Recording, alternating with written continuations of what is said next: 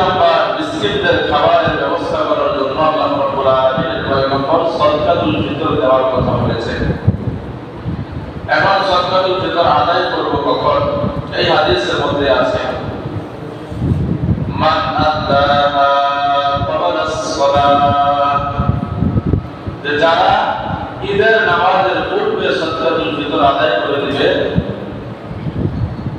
যাকাতুম মাকবুলা, তার সাদকাতুল ফিতরটা আল্লাহ তাআলার দরবারে কবুল হয়ে যাবে।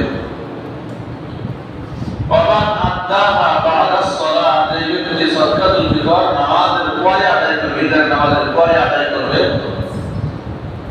সাদাকাতুন মিনাস সাদাকাত, এই ব্যক্তির সদকাটা এমনি দান সদকা করলে যে পরিমাণ সওয়াব হয় এমনি সদকার পর্যায়ে চলে যাবে। অর্থাৎ সাদকাতুল ফিতর যদি আমরা আদায় করার মাধ্যমে এই দুটি কারণ যে আল্লাহ তাআলার পয়গম্বর উল্লেখ করেছেন রমজানের রোজাকে পবিত্র করার জন্য, অনুরূপভাবে মিসকিনদের খাবারের ব্যবস্থা করার জন্য, এই দুটি গুণ যদি আমরা অর্জন করতে চাই তাহলে অবশ্যই সাদকাতুল ফিতর ঈদের নামাজের পূর্বে আদায় করতে হবে। এখন গত সপ্তাহে তো বলে দিয়েছি যে কত টাকা আদায় করতে হবে। যারা আদায় করে দিয়েছেন আলহামদুলিল্লাহ ভালো, যারা আদায় করেন নাই তারা ঈদের নামাজের পূর্বে আমরা আদায় করে দেব। এটা এক-দুই দিন আগে দেওয়া, এক-দুই দিন আগে দিলেই ভালো হয়। আপনি একজনকে খাবার দিবেন, খাবার যদি ক্রয় করে দেন, 2 দিন আগে যদি খাবারটা তার বাসায় পৌঁছে দেন, তাহলে সে প্যারেশানি মুক্ত থাকে যে সে আসলে গরিব, যে আগামীকাল ঈদ আসলে আমি কি খাবো, সন্তানদেরকে নিয়ে কি খাবারের ব্যবস্থা করবো, কিছুই তো ব্যবস্থা হয় নাই।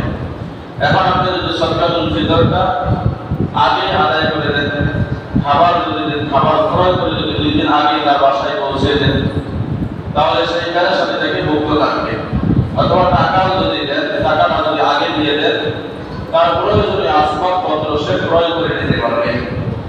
এই দৃষ্টিকোণ থেকে আমরা দেখি সাদকাতুল ফিতর যদি ঈদের নামাজের পূর্বে আদায় করি, যে ব্যক্তির কথা আল্লাহ রাব্বুল আলামিনের পয়গম্বর ওয়াজিব করেছেন, এই ব্যক্তি এত বেশি উপকৃত হয়।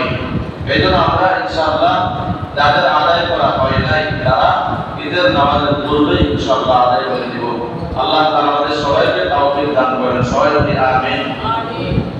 এখন আদায় করার ক্ষেত্রে যার সামর্থ্য যতটুকু আছে সামর্থ্য অনুসারে আদায় করা, শুধু সর্বনিম্নতার দিকে তাকিয়ে আমরা 110 টাকা আদায় করবো না। যেমন মনে করেন আপনাকে একজন ব্যক্তি দাওয়াত দিয়েছে, 2টা খাবার আপনার সামনে পেশ করা হয়েছে, এক খাবারের মূল্য 110 টাকা, আরেক খাবারের মূল্য 805 টাকা। আপনি কোনটা খাবেন? বেশি টাকা খাবেন না? সবাই বেশি টাকা খাবেন।